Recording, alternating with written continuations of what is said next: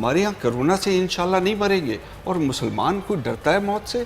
मुसलमान तो घोड़े दौड़ाता रहा है समंदरों में, मुसलमान तो टैंक के नीचे लेटता रहा है बम बांध के, मुसलमान तो हमारे सीरियस बात है। आप जो है इतना ज्यादा डर है कि पूरी मुल्क की मईशत को तबाह कर दें हम लोग। मैं कैटेगोरिक बात कर रहा हूं, किसी को बुरा लगता है तो 2 रोटी अपने घर से खाए, तीसरी मुझसे ले ले। मैं फर्स्ट हैंड नॉलेज जानता हूं, मैं बहुत सारे ऐसे लोगों को जानता हूं जो इस तरह की हरकतों में मुलव्विस हैं। ऐसी सूरत में अगर हम खुदा ना खास्ता किसी एक जज्बाती फैसले का शिकार हो गए तो हमारी आने वाली नस्लें क्या हमें माफ करेंगी? और आने वाली नस्लों को छोड़ें जी, आप मुझसे निमट लेंगे? ये बहुत बड़ा जिसको कहते हैं खतरा है जो हमारे सरों पर मंडला रहा है। एक तरफा बाजा कैसे बच सकता है? हमारे मुतालबात ना माने तो टीचर्स को निकाल देंगे, वालिदैन फीस पूरी दें, 20% का कर्टेसी सिंध गवर्नमेंट या अदालत आप कह लें कि वो उनको एक मिल गया रिलीफ। टीचर्स को रिलीफ देती है ये school mafia, with all due respect. 12 हज़ार, और ये तो मैं बहुत अच्छी आपको बता रहा हूँ, यानी तनख्वाह 5-5 हज़ार रुपये पे मैं ज़ाती तौर पर जानता हूँ कि जहाँ सीनियर जो है टीचर्स को 5-5 हज़ार रुपये दे करके और उनसे काम करवाया जा रहा है। कुछ ऐसे इंस्टीट्यूशंस भी हैं कि जहां ये जो बात की हुनैद लाखानी साहब ने कि वहां SOPs को फॉलो कराया जा सकता है और किया जा सकता है। मैं ज़ाती तौर पर आपसे एक बात अगर शेयर करूं तो आप हैरान रह जाएंगे। एक बहुत लिटरेट जगह पर कायम, एक बहुत अच्छी सोसाइटी में कायम, एक बहुत ज़बरदस्त एजुकेशनल इंस्टीट्यूशंस, वहाँ हाल ये था कि जब हीट वेव की वार्निंग सिंध हुकूमत की जानिब से जारी की गई तो उस स्कूल के मालिक का जो रवैया था, यू कांट इवन इमेजिन। और वो ये कह रहा था कि बच्चों को घूमने फिरने दो, उनको धूप कोई नुकसान नहीं पहुंचाती, धूप से विटामिन D3 मिलते हैं। उसके बाद फिर जो विटामिन कुदरत ने मुझे दिया है फिर मैंने उनको थोड़ा सा ट्रांसफ़र किया, उसके बाद फिर 3 दिन वो मामला तय हुए। अब चलो वो तो मैं ही ज़रा थोड़ा सा क्रैक आदमी हूँ, कितने ऐसे लोग माशरे में हैं कि जो इन सब मामला को टैकल कर सकते हैं। और ये mafia, with all due respect, मैं आपको नहीं कह रहा, जो लॉकडाउन की मुखालफत कर रहे थे और वो भी इतने सख्त और वो इतने तवील, नरमी का मुतालबा हमने भी किया, फाइनली अल्लाह ताला ने करम फरमाया, मुतालबा माना गया, सब कुछ हुआ। लेकिन उसके बाद जो कुछ हुआ ना, वो देख करके हमें बड़ा अचंभा हो रहा है। इस मुल्क का एक आम आदमी जितना इन्वर्टेड कॉमा में ज़िम्मेदार है वो आप भी जानते हैं, तो फिर सारे काम, सारे बुरे काम वो फिर हम हुकूमतों के कंधे पर रख करके और क्यों कर देते हैं? देखिए, हुकूमत की अव्वलीन जिम्मेदारी एक बच्चे को एजुकेशन देना है। ये बच्चे का कॉन्स्टिट्यूशनल राइट है। और अभी आप बात करें पब्लिक सेक्टर के बोर्ड्स की और पब्लिक सेक्टर के स्कूल्स की, तो पब्लिक सेक्टर के स्कूल्स की ही जिम्मेदारी थी, हुकूमत का काम था।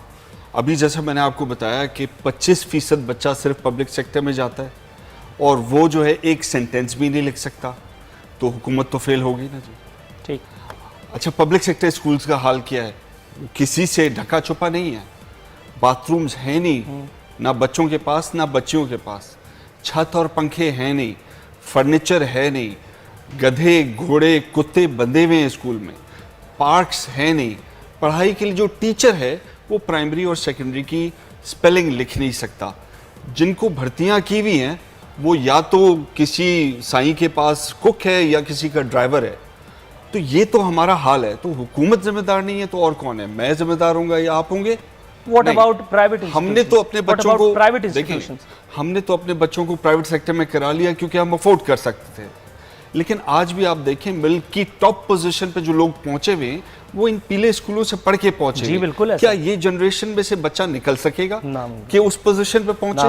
नहीं पहुंच सकेगा। तो उसका हक नहीं है कि गुर्बत से निकले या अपनी फैमिली को गुर्बत से निकाले। सर, आपने कहा आप अफोर्ड कर सकते हैं, मैं अफोर्ड कर सकता हूँ, हम अफोर्ड कर सकते हैं, ओके। लेकिन जब रिस्पॉन्सिबिलिटी लेने की बात आती है, जब ओनरशिप दिखाने की बात आती है, तो वो स्कूल एसोसिएशन या वो स्कूल मैनेजमेंट जो है वो पीछे चली जाती है, कंधा ढूंढा जाता है हुकूमत का। सर, हुकूमत ज़रूर किसी न किसी चीज़ के लिए ज़िम्मेदार है, बहुत सारी चीज़ों के लिए ज़िम्मेदार होगी। मैं समझता हूँ हुकूमत सिर्फ इस चीज़ के लिए ज़िम्मेदार है, सिर्फ हेल्थ केयर के लिए ज़िम्मेदार है और एजुकेशन के लिए ज़िम्मेदार है और लॉ एंड ऑर्डर के लिए ज़िम्मेदार है। ये 3 जिम्मेदारियाँ अगर हुकूमत पूरी तरह निभा ले तो उसको हक है हुकूमत में रहने का। अगर यही काम नहीं कर सकते तो हुकूमत में रहने का कोई हक नहीं है। देखिए, आज जो वक्त है उसमें मैं एक बड़ा बोल्ड स्टेटमेंट दे रहा हूँ और आप मुझसे बेशक सवाल करिएगा इसके ऊपर। आज जो वक्त है, मैं ये कहता हूँ कि एजुकेशन डिपार्टमेंट को आग लगा दो, तमाम स्कूलों को आग लगा दो, तालीम और इल्म का कोई नुकसान नहीं होगा। क्योंकि जो भी एजुकेशन इस मुल्क में, इस सूबे में है, वो प्राइवेट सेक्टर से है। अब प्राइवेट सेक्टर में डिफरेंट कैटेगरीज हैं। एक वो है जो पैसा बनाने के लिए, अपना घर चलाने के लिए, बेगम बैठ के जो है स्कूल चला रही है, उनको खुद कुछ पढ़ी लिखी नहीं है। एक वो प्राइवेट स्कूल है जो अच्छी तालीम दे रहा है। लेकिन हुकूमत कहाँ कामयाब हो सकती है, किस तरीके से मुल्क को आगे लेके जा सकती है? देखिए, ये जो पुराना निज़ाम चल रहा है ना, ये तो फेल हो चुका है। इसमें कोई किसी को उभाम नहीं होना चाहिए कि ये फेल नहीं हुआ, ये ठीक हो सकता है, ये बात ठीक नहीं हो सकता। लेकिन ये बड़ी आगे चलने के लिए हमें, आई एम सॉरी मैं आपकी बात थोड़ी सी काट रहा हूँ इधर, आगे चलने के लिए हमें out of the box thinking करनी होगी, और हमारे ही कुछ सूबों ने की है।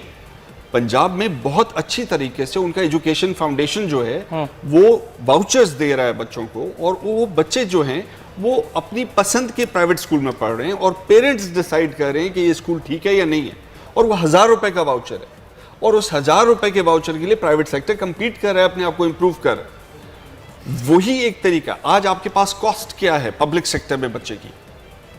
एक बच्चे की कॉस्ट जो है 3000 से 4000 रुपए है। 1000 रुपए के वाउचर पे अगर आप जाते हैं तो आपकी इनरोलमेंट जो बच्चे को बढ़ाना है वो 4 गुना हो सकती है। हमारा नेशन का, मुल्क का मकसद ये है कि हमने पूरी नेशन को पढ़ाना है। आज अगर 25% बच्चा पढ़ रहा है तो 100% पढ़ सकता है। राइट। तारिक शाह साहब, सर ये मुझे बताइएगा, एक छोटी क्लास का बच्चा, उसकी फीस मिसाल के तौर पे उसका बाप 6000-7000 रुपये भरता है। 6000-7000 रुपये के हिसाब से अगर आप ज़रब करते चले जाए साल का, वो ज़रब करें 5 साल का, वो ज़रब करें 10 साल का, तो स्कूल मालिक कतई गरीब तो नहीं हो सकता। मैं जिस 6000 रुपये वाले या 10,000 रुपये वाले स्कूल की बात कर रहा हूँ, आप समझ रहे हैं। उसके बाद फिर खुदा न खास्ता कोई इस तरह की एक पैंडमिक आ जाती है जहाँ हुकूमत आपको पाबंद करती है कि आपने एक सर्टेन रूल और रेगुलेशन को फॉलो करना है। वहाँ आप अपने जो हैं अखराजात और फिर दीगर मामलात को जवाज़ बना करके और अपने आप को गरीब ज़ाहिर करके और बिल्कुल मफलूकुल हाल बन करके और आप रोने पीटने लगते हैं कि जी हम क्या करें, अगर हम ना निकालें लोगों को तो क्या करें, एंड ऑल दैट। ये तो मैं मान सकता हूँ कि अगर खुदा न खास्ता किसी टीचर को हुआ, किसी स्टाफ को हुआ और उनका इलाज कराने की जिम्मेदारी स्कूल मालकान पे रख दी गई, तो वो ये कहाँ से करेंगे, ये मैं समझ सकता हूँ टू अ सर्टेन एक्सटेंट। क्योंकि मैं उन लोगों में से हूँ कि जब अदालती फैसला आया कि जी छुट्टियों के महीनों में बच्चों के वालिदैन से फ़ीस नहीं ली जाएगी, मैंने बरज़ा और रग़बत वो फ़ीस जमा भी कराई, क्योंकि मुझे पता था कि स्कूल मालिक अपनी जेब से ये पैसे नहीं देगा। मुझे भी मालूम है कि ये सूरत हाल किस तरह से आगे पीछे होती है। लेकिन वहाँ जब हम बात करते हैं ज़िम्मेदारी शेयर करने की, स्कूल मालकान जो है उनका साया भी, उनकी परछाई भी हमें नसीब नहीं होता। वो फिर आपके जैसी एसोसिएशन का कोई कंधा इस्तेमाल करते हैं और आपको एक प्रेस कॉन्फ्रेंस अरेंज करके देते हैं और फिर पीछे बैठ जाते हैं कैमरे लेकर के। हुजूर, कब तक ऐसा चलता रहेगा? सिर्फ इसे एक बात का फ़ायदा उठाना कि वहाँ वालिदैन की हुकूक की कोई अंजुमन नहीं है, और अगर है तो इतनी फ़ाल नहीं है, वो अगर अदालत में जाएगी तो उसको आप समझ रहे होंगे फिर मामला कहाँ जाएंगे। देखिए, जहाँ तक बात है कि पेरेंट्स की कोई सुनवाई नहीं है, ज़रूर है। डायरेक्टरेट ऑफ प्राइवेट इंस्टीट्यूशंस जो है वो पेरेंट की ज़्यादा सुनता है, हमारी शायद कम सुनता है, ये हमारा एक इख्तलाफात हैं उनसे। लेकिन दूसरी बात ये है कि देखें, जहाँ स्कूल की बात है ना, चाहे वो कोई भी फ़ीस ले रहा हो, लेकिन मैं उनकी ज़्यादा नुमाइंदगी करूँगा जो कम फ़ी चार्ज कर रहे हैं। जैसे हुनैस साहब ने कहा, मैं ये भी इसको इंडोर्स करूँगा, सिंध के अंदर 200 रुपये फ़ीस लेने वाला भी स्कूल मौजूद है, टंडुवाला या टंडू आदम, उस साइड पर आप जाएँ तो मौजूद है। उनको अगर आप कहें तो मैं दोनों हाथों से खड़े होकर भी सलाम कर देता हूँ। मैं उनके बारे में बात ही नहीं कर रहा हूँ, आप उनके पीछे मत छुपे। मैं उनकी बात कर रहा हूँ जो फिरौन है, जिनको मैं माफिया कह रहा हूँ। ठीक है। उसमें ये है कि देखिए, हर स्कूल जो है उनके क्या एक्सपेंडिचर हैं वो कोर्ट, सुप्रीम कोर्ट ने देख चुका है। जब ऑडिट हुआ था वहाँ पर सारे ऑडिट में सब क्लियर हुए थे, सिर्फ एक स्कूल पकड़ में आया था उस वक्त भी, आप इन्हें खुद देखा पकड़ में? हाँ, रुक जाइए। एक स्कूल जो है जिसकी सैलरी हाईलाइट हुई थी। हाँ, मैं अपने बच्चे की फीस जमा कराने के लिए बैंक गया। मैं इतनी लंबी लाइन झेल करके जब वहाँ बैंक में पहुँचा तो उसने मुझे घर निकाल दिया। उसने कहा कि अपना शनाख्ती कार्ड की कॉपी लाइए। मैंने शनाख्ती कार्ड कभी जिंदगी में नहीं रखा, मेरा प्रेस कार्ड मेरे साथ होता है, तो बैंक पॉलिसी। मैं उसके बाद कॉम्प्रोमाइज करके घर आया, शनाख्ती कार्ड लिया, कॉपी करा के फिर बैंक गया। मैंने उससे पूछा ये सब करने के बाद कि भाई ये क्या है? उसने कहा स्टेट बैंक ने हमें ऑर्डर दिया है। मैंने कहा स्टेट बैंक में तुम्हारा कोई जानने वाला है? उसने कहा नहीं। तो मैंने कहा भाई स्टेट बैंक में जितना बड़ा भी कोई फिरौन हो उसको मेरा नाम बता करके कहना कि जिसने पैसा यहाँ से वहाँ करना था वो कर चुका, और स्टेट बैंक के करने वालों को अच्छी तरह पता है। ये उनके घर की दहलीज के सामने जाकर के जोर का नारा भी नहीं लगा सकते। स्टेट बैंक की क्या बात कर रहे हैं आप? ऑडिट की क्या बात कर रहे हैं आप? डायरेक्टरेट ऑफ प्राइवेट इंस्टीट्यूशन की क्या बात कर रहे हैं आप? मतलब यहाँ इन लोगों की क्या मामलात हैं, आपको नहीं पता? देखिए, है तो अथॉरिटी ना, अथॉरिटी तो चेक कर रही है। दूसरी वाली बात मैं आपको बताऊं कि दूसरी चीज़ ये है कि जब आपने कहा कि 5,000 अथॉरिटी है ना, जी नैब अथॉरिटी है? बिल्कुल है। ठीक, हाँ। इसी खबर के साथ मैं आगे जाऊंगा। लेकिन मैं इसमें एक क्लियर करना चाहूँगा, देखिए 5,000 6,000 जो आपने कहा ना कि गरीब हो जाएगा अगर 3-4 महीने सैलरी देता रहेगा, देखिए हर स्कूल के अपने मैंने 3-4 महीने की एक्सपेंडिचर, बात नहीं की। ठीक है, एक्सपेंडिचर हर स्कूल के अपने हैं। अगर वो जो फीस ले रहा है उस हिसाब से उसके एक्सपेंडिचर्स हैं। अगर मैं 200 वाले की बात करूँ या 5,000 की बात करूँ, दोनों में फ़र्क वाजे है। तो जब स्कूल को लंबे अरसे के लिए कह दिया जाएगा कि सारे अखराजात आप अपनी जेब से भरें, तो ये कोई भी बड़े से बड़ा बिजनेसमैन नहीं कर सकता। सर अगर लंबे अरसे के लिए सिंध हुकूमत ने कहा होता तो मैं अभी सिंध हुकूमत बराबर बैठी है, मैं इनको यहीं पकड़ लेता, मैं इनको जाने भी नहीं देता। लेकिन सिंध हुकूमत ने तो कोई मुअय्यन किया ही नहीं है वक्त। सिंध हुकूमत ने तो सिर्फ आपसे दरखास्त की थी, उस पर कुछ स्कूल वाले चले भी गए उठ के।